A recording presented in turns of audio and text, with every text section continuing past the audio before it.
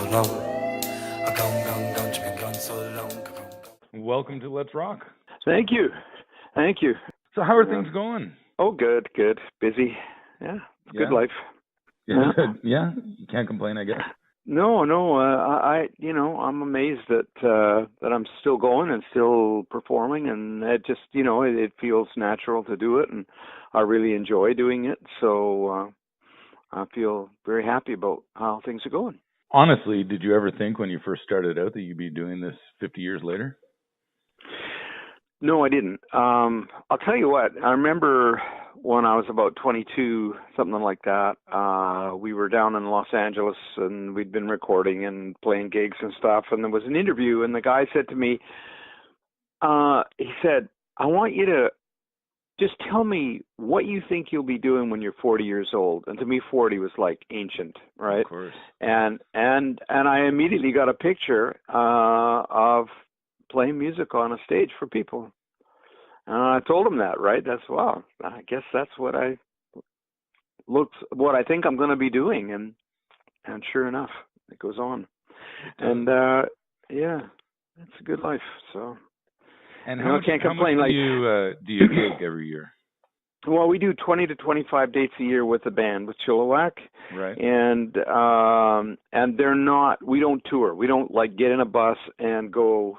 We don't do that. We fly out to a place like we will with Kemptville, and we'll fly out to Ottawa. We'll do the show. We'll fly back the next day. That's the way we do it. We have a ridiculous carbon footprint, but anyway, so and then that's Chilliwack, and then I do lots of other little projects that I really enjoy. I've got one with a Haida woman named Terry Lynn Williams Davidson, who's a singer and songwriter, and she and I and Claire Lawrence, that I worked with way back in the Collectors and early Chilliwack, have a project. We've done a CD and we do some shows, right? We do shows together, and also involves my daughters, who are really excellent singers, and a few other people. And so there's that, and I do the odd solo thing. I'm working with Canada's Great Kitchen Party these days, and that's an amazing thing. They raise funds for music. What is it called? Music Counts, which is a program that puts musical instruments into schools for kids. And they raise money for three things. The Music Counts is one of them. The other one is amateur athletic activity, like Olympic activity. People who are working up to being Olympic athletes. So they put money to an organization called B210, which Scott Moore and Tessa Virtue extol the virtues of B210, and in helping people get ready for that and preparing to be Olympic athlete. And the other thing they put their money into is tutelage in the culinary arts, so food. Right. Making food, and so I do various things with them, mostly free, and do quite a few things like that are fundraisers or that kind of thing, because it's fairly easy for me to do. People like to hear the songs. I can play them solo. I can play them with a band. I can play them with a band I've never played with before. Doesn't matter. So it's good. That's fantastic. Do you ever stop? Yeah. My wife and I are becoming really, really expert vacationers. Perfect. Yeah, and part of the fundraising thing is actually vacation. That's how they lure me into it, is this Canada's Great Kitchen Party, because they auction off trips to beautiful places, and people pay money to go there to these places, and to have somebody like me, and there's several musicians who do this, playing them songs and just being around, and so my wife gets to come, and so we go to wonderful places in the Caribbean, and we're going to Mallorca, Spain, and went to Scotland last year, and we're in a castle and all that stuff. Wow. That's a major good deal. hit. Yeah, it is. It's an excellent deal. I don't get paid, but I get a great vacation. So Well, perfect. yeah. Let's go way back. Who was your first big guitar influence when you were a kid? Oh, when I was a kid, well, what made you start to play the guitar? Well, it was probably Elvis, I think. And I was, it was mid-50s, because I was born in 44. So by the time I got to 55, and he had stuff going on, like I think he had, All Shook Up and a couple other really big ones he had were back then. And he was a completely new phenomenon. Rock and roll was a completely new phenomenon. And as I later understood, later in life, it was actually Southern rural music that I was so enamored of. So it was him, it was Buddy Holly, it was the Everly Brothers, Jerry Lee Lewis, and Fats Domino. Man, I just loved that stuff, right? It just absolutely enlivened me. It was just so great. It was just great. So I had to get a guitar, and I stumbled around with that for several years before I started making any progress, but gradually got into it. But that was the beginning for me, and that was started in the early to mid 50s and went to the late 50s. And then as it moved into the 60s, things really changed. There was a lot less of the Southern rural music and a lot more of Detroit and New York and Philadelphia and places like that. And I just, I didn't care for that music so much. And I ended up getting into jazz, and I got into all kinds of stuff. I got into classical music and stuff like that. And then the Beatles came along, and that was, for me, the restating of the rock and roll principle, the principle of rock music, that they just took it and just blew it apart. It was fantastic, with all the energy of the early guys, and then this incredible palette that they drew from, all these different musical influences that they pulled into rock music. It was just phenomenal what they did. It's just amazing. So that made me go, oh my God! I put away the classical guitar and I got the electric. I saw Hard Day's Night that night. I came home. I put the classical guitar under the bed, pulled out the electric, and started writing songs. I was like, okay, this is the way. They've got it. That's the way to go. I'm sure you weren't the only one that felt that way at that time. Oh no, it was about a million other people. I'm sure. And some of them very, very talented people. Yeah, for sure. Yeah. When you started out, the Canadian rock scene was non-existent at that time, I guess. I remember reading or seeing an interview with Burton Cummings, who said there is no Canadian rock scene back in the late 60s. How do you get into a scene that doesn't exist? Well, the thing was that I believe there was a Canadian rock scene. There certainly was on the West Coast. But you got to separate the word scene from business.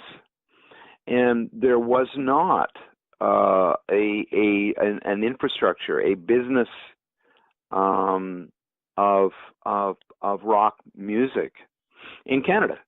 And there was a little bit in Ontario. There wasn't any in Vancouver or anywhere else, but a bit in Ontario. So the thing is that we were musically, there was lots going on in the mid to late 60s in Vancouver. It was alive. There were all kinds of bands, and bands would come up from Seattle, and bands would come up from San Francisco. We'd go down there, play in their place. They come up. We got to know each other. The Grateful Dead, the Grateful Dead were the ones that got us into the Fillmore in San Francisco, because they came to Vancouver. And we played on the same stage, and they really liked our band. And so they went to Bill Graham and said, you got to get the Collectors, which was the predecessor to Chilliwack. Right. And so there was a cross-fertilization going on that was very potent. There was great energy, incredible energy. So there was a rock scene. No question there was a rock scene. But there was not a business. And it's really interesting when business gets involved with music, because it does shift the music. It changes the music. It's good and it's not good. It just depends what you do with it, right? But right. But it is there was gradually, finally, I remember in the late 70s, there was a studio in Vancouver called Little Mountain, which Bob Rock learned his trade in. Right. And Prism recorded there, Loverboy recorded there, Chilliwack recorded there, and I went to studios in this. I've been to studios all over North America, and that was the premier studio.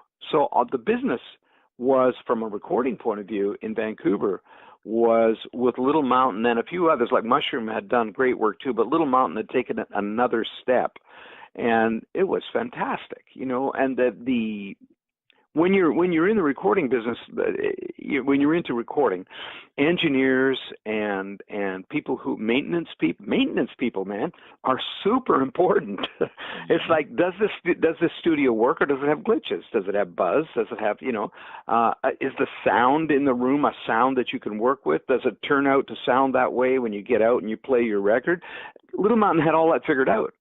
It was clean as a whistle and worked like a hot damn. So it was for me the number one studio in the world, and I'd started out in North America, and I'd started out in CBS with the Collectors in Los Angeles and Hollywood. We're recording we made our first record where the Beach Boys made their records, and all kinds of Frank Sinatra and all kinds of people. Right? It was They were great studios, and we had the same engineers, great engineers. They were amazing. But by the time it got around to the 70s and well into the 70s, towards the end of the 70s, I know the places that we tried in the States were not up to that caliber. And whereas in Canada with Little Mountain, anyway, it was. So yeah, it's interesting when you say there's no rock scene. Like, what do you mean by rock scene? What maybe I worded it wrong. Maybe I meant the business. Sure. So yeah, the business for sure was not there. Yeah. So you guys kind of helped get that going. Oh yeah, we were part of it. Yeah. There Absolutely. were some incredible bands from Canada in the late 60s, 70s. Well, yeah. Right.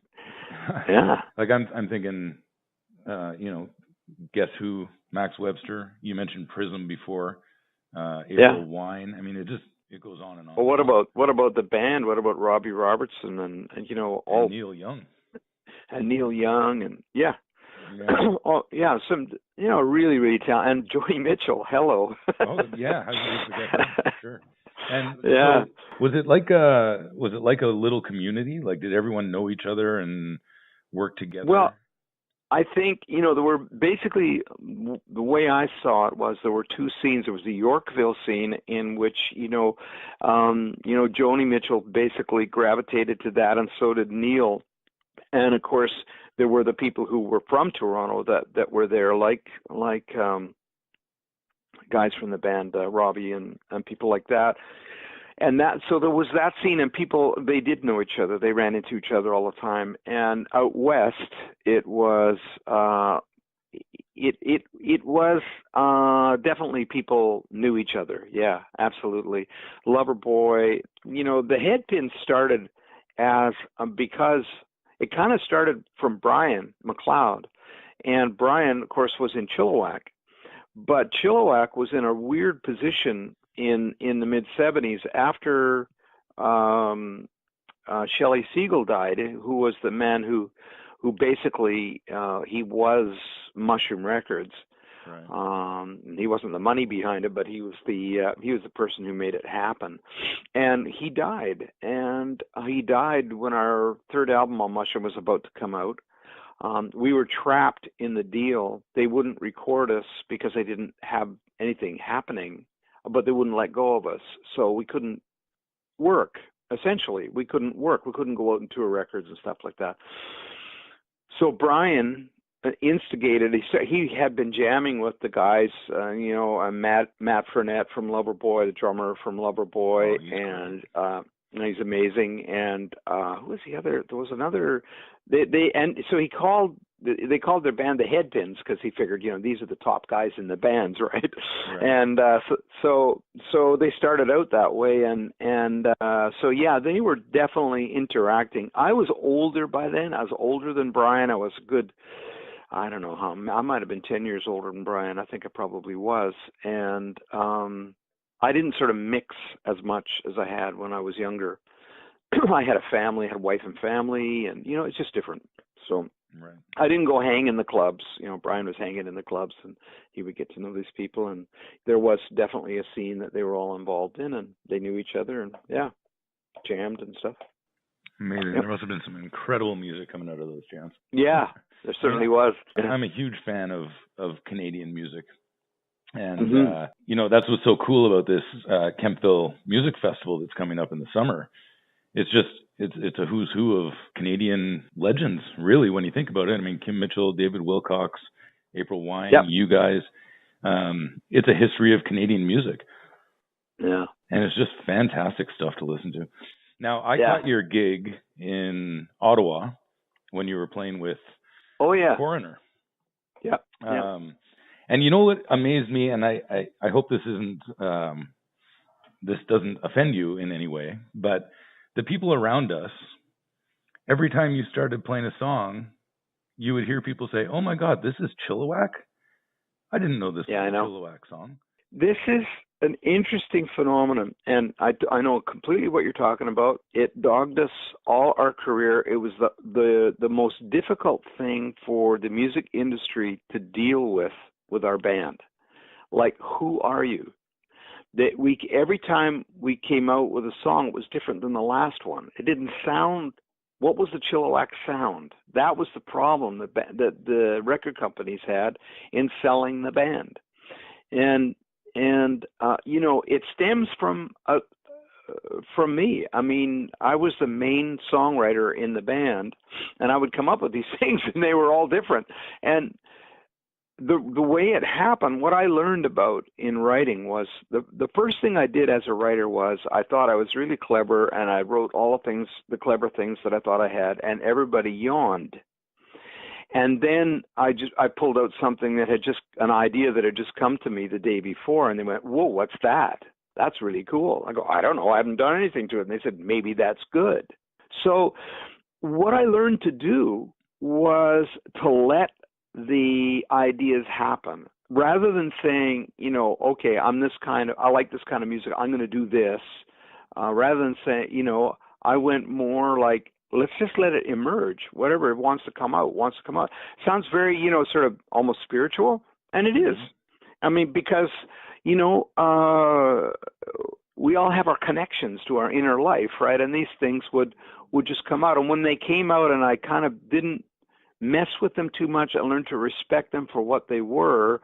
We had songs that people loved. The only thing was, they were all different from one another. They didn't have that manufactured sound. They didn't sound like they were stamped out like a car in Detroit. Right.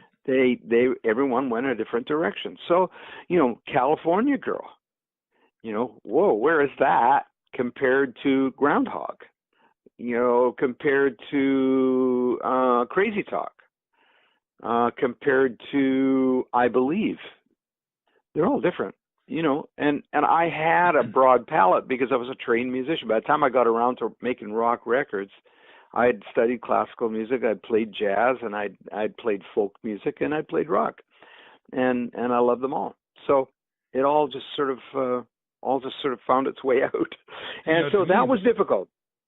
And sorry, so that was difficult, and that's why you have this phenomenon where people don't know that these songs are Chilliwack songs until they come to a concert and they hear us playing them. And they go, "Oh my God, I didn't know they did that. I love that song."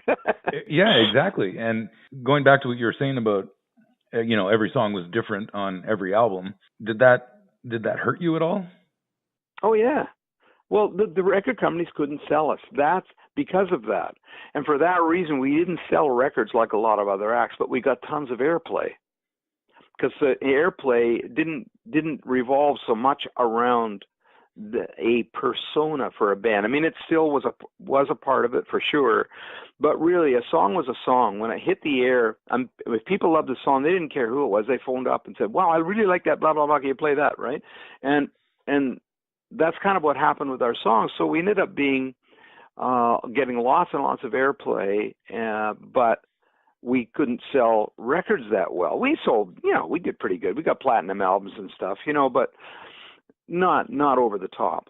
And so it in a sense, from a business point of view, it was a very difficult sell. But I don't know, maybe I look at it the same way as you do, but isn't that what you're supposed to do with music instead of just having a formula that every song is the same? Yes, it is, but that's pretty black and white, because the thing about the formula is you can also look at a formula as a tradition. So you can look at, is blues a formula? Sure, it's a formula. There are formulae in blues. There's lots of different kinds, but it is formulaic. But does that mean it doesn't have any soul? No, it certainly doesn't. So Right. you can do great work within a very narrow. I say generally, people do great work within a narrow focus. I just couldn't do it. Every time I tried to write something that would fit, it was no good. So I'm like, kind of, some people might look at me as lazy or whatever it is. I don't know what it is, but that's just the way I work, I would call it more creative. Yeah, that's very flattering, and but I think it's very creative to work within a forum too, to work within a very narrow perspective and do creative work, and it has its virtue too. Yeah, see, I've always liked bands like that. I mean, I'm thinking Max Webster. You never knew what you were going to get. I'm even thinking, I can't believe we didn't mention these guys when we were talking about Canadian legends, but Rush. Like every single album, you had no idea what you were going to get. And I like that. And every song, I mean, if you listen to that early Rush stuff, it goes from Zeppelin-y sounding stuff to ballads to, I mean, it was all over the place. And I've always appreciated that. There was a lot of kind of an intellectual content with Rush, in both the music and the lyric. That it's really interesting music. Yeah, they were fantastic. Still are. I guess they're finished now. Still. But, okay, now here's another thing I noticed from the show in Ottawa was your voice. Mm-hmm. It was spot on. How do you keep your voice in such good shape as you get older? I'm not trying to be a suck up here. I'm just telling it as I saw it. Yeah. Listen. I sing way better now than I used to. Yeah, it's true. I know that. I know it, but I know, because I work at it, and I, since the 70s, I started taking voice lessons, but they never worked for me for a long time. But I kept doing it off and on, and now I have finally found some ways of working with my voice that has allowed me to get way more range than I ever had and keep it pretty together. Like for me, it used to be by the time I hit the third gig in a row, it's getting pretty worn out. And now I've done 5 in a row and absolutely fine, better on the last one than on the first one. But it's not always that way. But generally, it's way more resilient than it used to be. And it's just, I've got these exercises that help me do it. That's all. And my daughter, who is a singing teacher, Camille, helped me with some of it too. And she was basically the last person that last singing teacher that I've worked with. And Seth Riggs, I got a book of his. He's a famous singing teacher from Hollywood, and I got a couple lessons with him, and that helped somewhat. And Camille's stuff helped too, and mainly just doing it. Like if I'm going out, when I went out for those gigs with Foreigner, we did 3 gigs there. I would have spent a week to 10 days beforehand doing exercises every day, and they only last 20 minutes to half an hour, but still, it makes a huge difference. It was amazing to listen to, and it's such a great thing to hear it the way it should be. Okay, I'm going to ask you a couple questions, because the last time I saw you, you only played 7 songs. Okay. At the Kemptville Festival, is that a bigger gig, like a longer set for you? Yeah, I expect so, because I think we're headlining the night we're on. Let me just look and see. Well, it says that it's you and April Wine on the Sunday. Oh, okay. So but they'll I be don't headlining. Know. Will they? Oh yeah. They've asked us to do 75 minutes, so that's an hour and 15. And so you probably got in Ottawa with Foreigner, you probably got 40, 45? Yeah, probably, yeah. Yeah. Okay. So very tight. Now when you're looking over all the music that you've done, I mean obviously you play your big hits, but how do you pick the rest of the set? Yeah. 75 minutes is a whole bunch of tunes, and you've got a huge discography to pick from. Yeah. So we've worked it out. This band has been playing, with the exception of the bass player, who's rather recent, because Doug Edwards, who was our bass player for a long time, died unfortunately, and so we have Gordon Maxwell has taken his place and doing a beautiful job, and he's been doing it for about 3 years now, maybe 4. But the band, other than that, Jerry and Ed and myself, we've been playing with this particular lineup for 20 years. So we've worked out what we do with our sets, and we know how we want to kick off. We know how we want to end. We know which songs are essential. We know which songs are we can move around a little bit. We play the hits. The hits include rock and ballads. So in other words, emotionally, the shape of the set is easy because they don't all sound the same, which is really nice. We get to move around a bit. And then we always include, and I believe we probably did in Ottawa too, a nod to what to me was the most incredible era of music that I was a part of, and that was the late 60s and late 60s, early 70s. And at that time, the band did a lot of bands did a lot of jamming, but our jamming was not was different than most people's, because everybody jammed. The drummer, the bass player, the sax player, the guitar player, they all jammed at once instead of 3 people playing support while someone else solos. Right. It was more an exploration of what is this moment going to turn into? What kind of music is it? And we were what I call genre neutral. We would switch and just seamlessly move from one genre to another as part of it. So we do a song in the introduction to the song, and it's called 17 Summer. And I remember that from the show in Ottawa. Yeah. Yeah, and it allows us to go to some of those places a bit, and recall that time a bit. So that is, to me, that's a really, really essential part of our set, just because I love that stuff so much. But also, people really get into it, and I find young people, we get a fair amount of young people at our shows, and they love that. They just love it because we're just wailing. We're just letting her go. Wherever it wants to go, we go. So it's totally improv every night. Well, it's not totally. There is a framework. There's a framework, but there's the jamming. Yeah, there's a lot of improvisation. There's no intention to do it the way the record was or anything like that. So yeah. Well, I'm looking forward to it. And I have one more question for you. This is probably the way I was introduced to Chilliwack, but I want to know your thoughts on the Recess Monkeys. On the Recess Monkeys. Do you remember the Recess Monkeys from SCTV? Oh yeah, yeah. I remember them. Oh yeah, I thought it was incredible. I mean, I can't say that I didn't feel a little bit of whoa, man. They make us look like we're so lightweight. Did they though? But I mean, I don't think so. What they did really was they included us in their world, and I thought that was fantastic. They were the top of the comedic world at that time, and and we all loved them. And so I was totally flattered to be a part of it. I think it was that insulting or anything like that. I thought it was more every garage band has had that moment.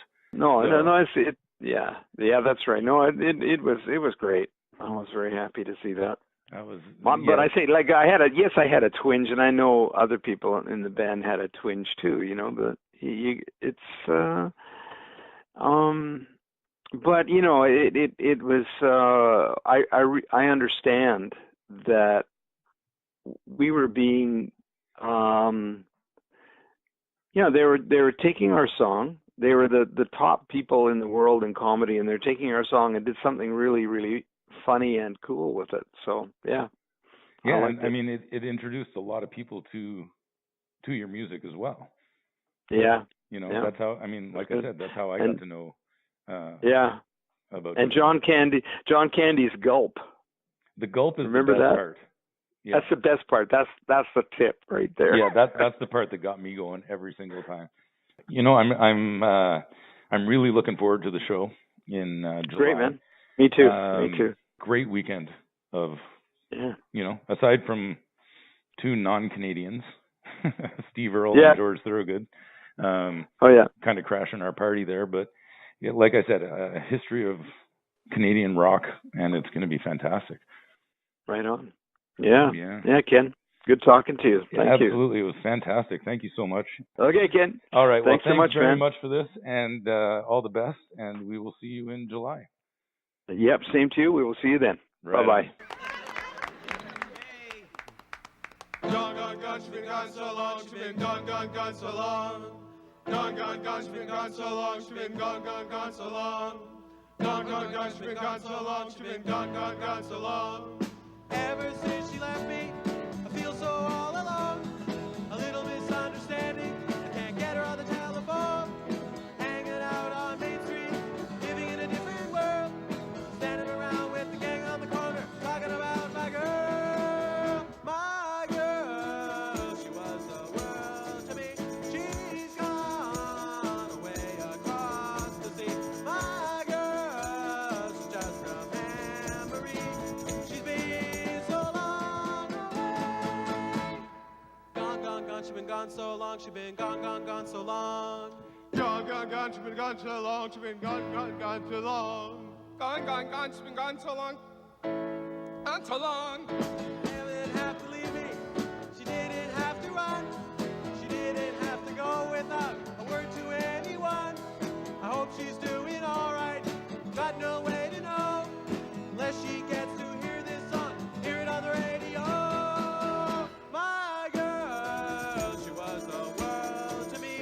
She's gone, and that's a tragedy. My girl, just a man away. She's been so long away. Gone, she's been gone so long. She's been gone so long. Gone, she's been gone so long. She's been gone so long. Gone, she's been gone so long. She's been gone so long. Gone, she's been gone so long. I wonder if I'm ever gonna see my girl. Gone, she's been gone so long. I wonder if I'm ever gonna see my girl. Gone, she's been gone so long. Wonder if I'm ever gonna see my girl. Gonna try and go down and I'll find that girl. Gotta tell her that I love her so. Put that word on the grapevine. Spread it all around the world.